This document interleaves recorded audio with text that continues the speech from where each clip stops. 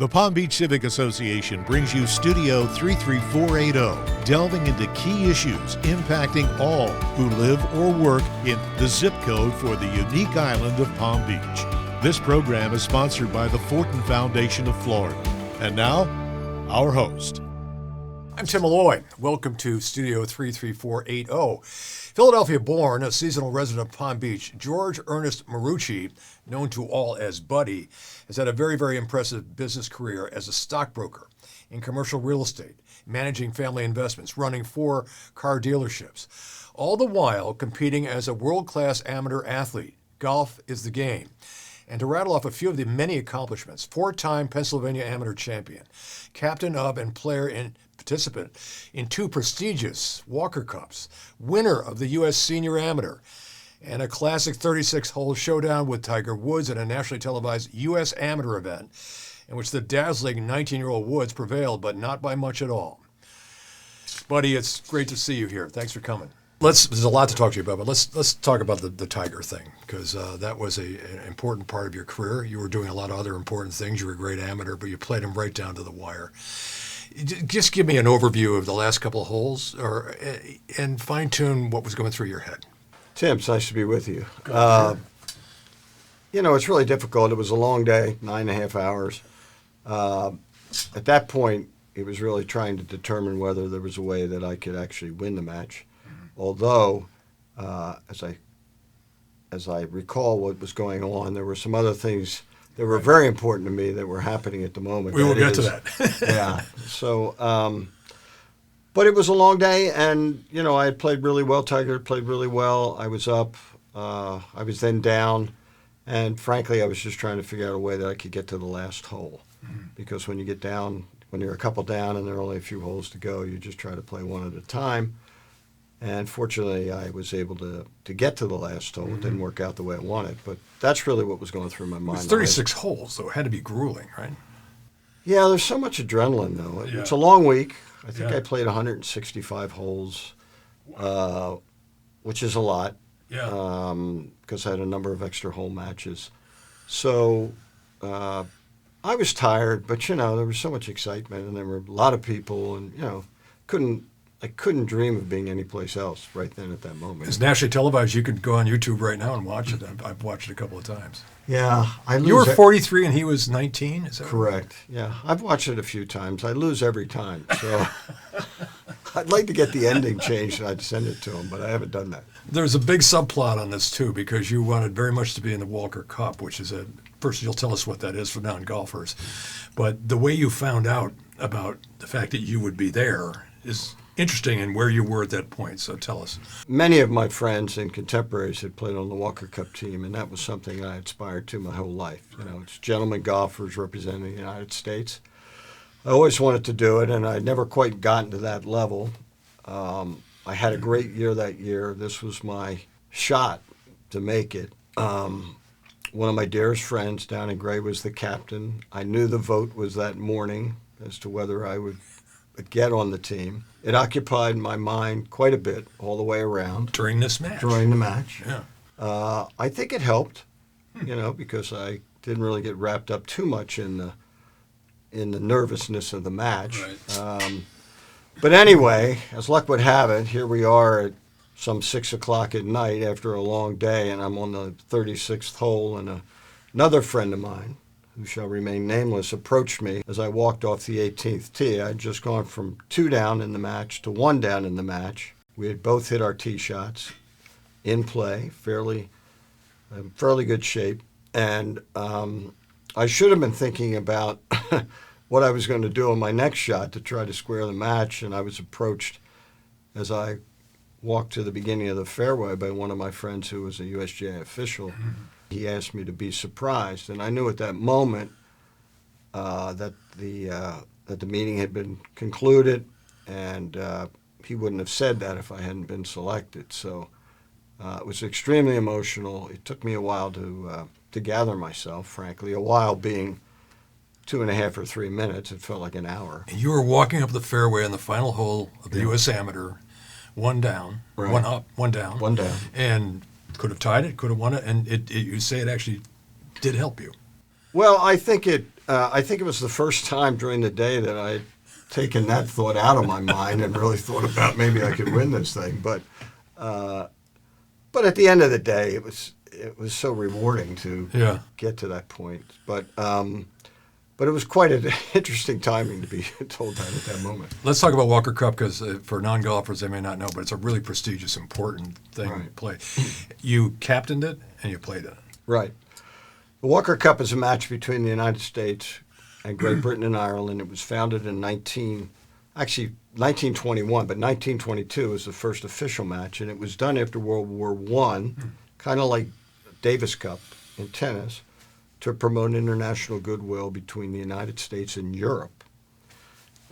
Unfortunately, the European teams, after the war, they couldn't afford to play, but Great Britain and Ireland did field a team, and it's continued to just be Great Britain and Ireland in the amateur game. Ryder Cup's different.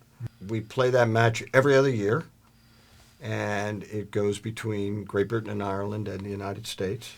And I played that year, which was 95, and then in 97, and then I captained in 07 and 09, which for an amateur is probably the pinnacle of any accomplishment you can have to get that honor. So it was quite humbling. I want to talk about the amateur. I mean, clearly you were really, really good. I mean, you won everything in sight, and you never turned pro, and you probably could have. What was the decision process there? Well, I think you have to understand your limitations. I competed against some great players in college. Ben Crenshaw, Tom Kite. Lanny Watkins was the one that came to mind the most because he was in the ACC. He and I competed many times in college. I never was successful against Lanny. You were in Maryland, right? I was at Maryland. He was at Wake. Yeah. And, Lanny went out and had a very, very good first year, but I didn't feel that my expertise would measure up to his, and I didn't think the reward was worth the risk. Plus, back then, golf wasn't financially as beneficial as it is today. Right. I mean, it just wasn't. And I was an accounting major, and my dad had a CPA firm, and I thought that was just a better way. In addition to that, Tim, many, many of my friends were successful amateur businessmen, and I always kind of liked that life. And fortunately, I've been able to do that. And you won a lot of stuff. Yeah. Well, winning is you lose many more times in this game than you win, so you have to cherish the wins. But it's not all about that. I've had tremendous access and met a lot of people, and so the game's given me more than I'll ever get back. We've talked before about the business life, and you had a really, and still do, a business career, a terrific one. We could talk about that for sure. But that also, you said that discipline, they bleed over into each other. Probably one of the reasons you were a really good golfer, and vice versa, was because of the discipline involved in the game. Well, there's no question that the discipline in golf is significant, and your dedication is imperative. You can't compete at a high level unless you really are dedicated to it. I think business is similar, and some people are more fortunate than others.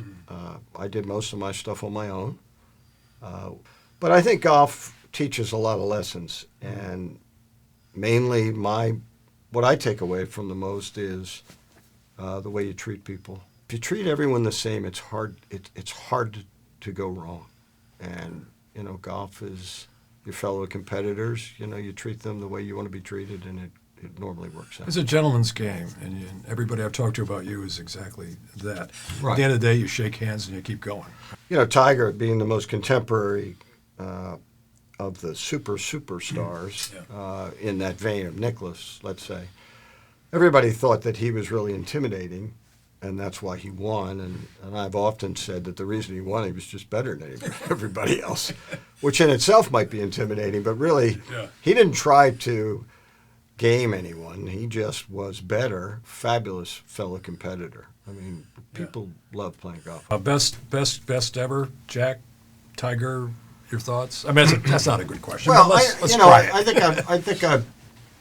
think I would say that Jack Nicklaus, I think, is the greatest player of all time. I think when Tiger played well, no one's ever played the game at that level. Right. So Jack's career may have been maybe more. His body of work may have been more significant because of the majors, not the ones he won. I mean, he won more, but also the first, second, and thirds. Yeah, so many of those. And now Tiger's won more events, but many of those events he won 7 or 8 times on the same golf courses, and some people look at that and say it's still an amazing accomplishment, but it's not quite as broad maybe as what Nicklaus did. It's a lonely sport. I love golf. I played golf.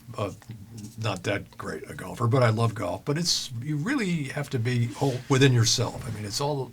I don't know about any sport you're more insular. I guess. Yeah, I think we've talked about this before. That I love the singularity of it. I love the solitude of it. Different people meditate in different ways. You asked me about practice. That's really kind of my meditation. When I'm out there, that's my real comfort zone. So I can put a lot of things in perspective when I watch that ball go up in the air. Yeah.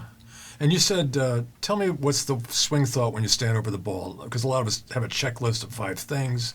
Not a good idea, right? No. I think if you have one that can initiate the swing, I think that's helpful, especially in competition. Because if you have that, then the rest kind of goes away. Mm-hmm. And the fact that you focus on that one thing kind of blocks out all the people or all the noise or all the pressure. So if you're thinking about that, I think it really... So you're a very important member of the PGA. You're very knowledgeable.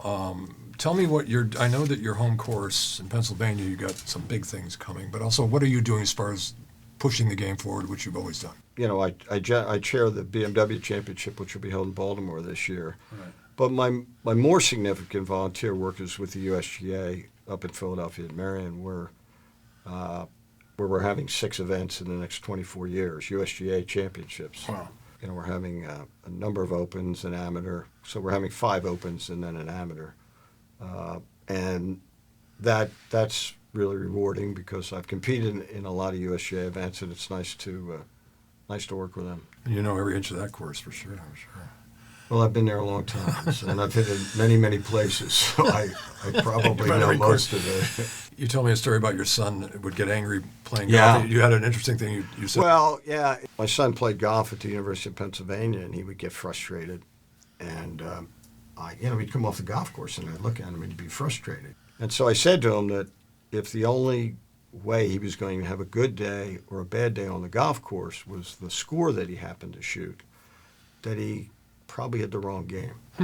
Because it's a very difficult game. The good days are really rewarding, but there are an awful lot of bad ones. And furthermore, I thought he might be missing the point, which is to really get to know your fellow competitors and enjoy learning about them and then understanding the access by that network of people that you're going to be exposed to, and which has been dramatic for me. Yeah. So over time, he's turned into much better at that than I have. Oh, he can beat you now? No, not just on the golf course, but I think he's really latched on to the networking. So it's now he's a 45-year-old man now, so it's different. But at that time, I was concerned that he might lose sight of why the game is so great. Yes. Because he was frustrated in his ability to hit a particular shot, and that's not. You can't just look at it that way. Just some more golf geeky questions. If you were to give me a lesson, which I will never ask you to do, should we do that or should we just go have lunch? I mean, where would you start with me if you said, look, dude, you used to shoot fairly well? Yeah, I think that if you really want to improve scoring, okay, forget the majesty of hitting that shot that you look up and it's perfect, which doesn't happen very often. Yeah. You would start with a short game. You'd work from the green back. So, you would work on your putting the most because you're going to do it at least 1.5 to 2 times as much as you do because just the way the game's played. Yeah.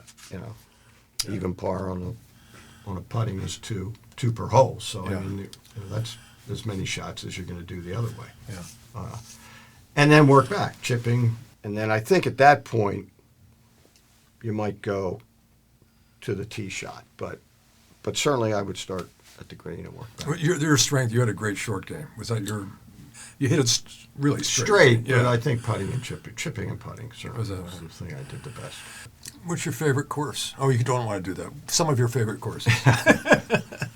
Well, I try not. It's like, what's your favorite child, right? Yeah, I'm try sorry. not to do that. I think that certainly Marion and Pine Valley are, when you're up north, no question, Seminole down here is just remarkable. So I get to play those three. I can't imagine being any more fortunate than that. Who are the players, the young ones, to watch? Who are you most looking at? Like, this is the next big thing, men and women. Well, Nelly Korda, no question. I think she's Women's, at the top of the heap for the women, right. Especially. I mean, she's just tremendous. Right. And obviously there are others, but I like the way Nelly plays the game the best. Rory is certainly the guy right now that I would think has the most raw talent, and when he focuses, it's pretty fantastic to watch. Yeah. So I like Rory the best right now. I spent a lot of time in broadcasting, and the first time I met you, I said, I've listened to you. You're really good. So how did that evolve? And you enjoy it because you really, you're not technical, but you don't rush it. There's no games. It's about the game. It's pure. How did that happen? Well, it happened because when the United States Golf Association decided that they were going to sign a contract with Fox to broadcast their events exclusively. Obviously, CBS, NBC had been doing golf for a long time, but USGA wanted to sign a contract with Fox, so they did. And most of the people that were in that business were professional golfers that were broadcasting. And so Mike Davis, who was the executive director at that time and a good friend for many years, called me and said, look, we'd like an amateur's perspective during the broadcast. Would you consider doing it? And I said, sure, it might be fun. I'd never done broadcasting. I'd done some interviewing in golf, but I'd never done any broadcasting. So, we did it for 6 years. It was great. And I found it there are different parts of it that are difficult for me. First of all, I'm dyslexic, so reading a teleprompter is not often great for me. Analyzing in the studio was fairly easy, right. But on the course was perfect for me because I've been there for 60 years. I've been on the course, so I pretty much have an idea what's going on, or more importantly, what might happen. Right. Which I think is the on-course's person's obligation, is to describe what the viewer can't see on the screen. Yes. Don't tell them what they can see. Tell them what they can't see. Right. And, if you have a sense for that, and you've been out there doing and being in those sorts of situations that a player might confront, you got a pretty good idea of what can happen. There are a number of variables, but you pretty much have seen them all. So if you do that, and if you don't take yourself too seriously, it works out pretty well. And so it was I enjoyed doing it. It was a lot of fun. To wrap it up, in its essence, what is golf to you, and what should it be to the amateurs, to all of us? It's really a beautiful, solitary walk in the woods, but it's much more than that, too. Yeah, I think, that's a fantastic question. Golf has been a way that I've been able to create my own identity and be able to weave my way through dealing with other people and having access that I never dreamed I would have. But, when I meet someone, the confidence that I have because of what I've been able to do through golf has given me a lot of, I feel like I'm on a level playing field most of the time when I walk into a room. Yeah. I've played golf with a few presidents, and I've been to the White House. I mean, it just, as I think I've said to you before, just a little kid from West Philadelphia. That stuff doesn't happen. So, the access it's given me has been fantastic. But the relationships, golf is crazy. I mean, you can go anywhere in the world and you're going to know somebody in golf. Mm-hmm. If you've played it a long time, you're going to have met people or been with people. Right. And, obviously, it's always said that if you spend 4 hours or 3.5 hours with somebody on the golf course, you're going to know them pretty well. And it's true. You get to know a lot about somebody on a golf course. Do. And if you take the time to really get to know them, there's not really a better setting for it than that. it's kind of an unassuming, Yeah. nice walk. So, but for me, it's been, wow, it's not everything, but it's certainly provided me far more than I could ever get back. Known as one of the great gentlemen of golf, Buddy Marucci. Thank you very much. Well, Tim, thank you. I I appreciate it. enjoyed it. You're terrific. Thank you for watching Studio 33480. I'm Tim Malloy, and we'll see you next time. Studio 33480 is brought to you by the Palm Beach Civic Association and our sponsor, the Fortin Foundation of Florida. We welcome your thoughts on how our program can best serve our members and residents.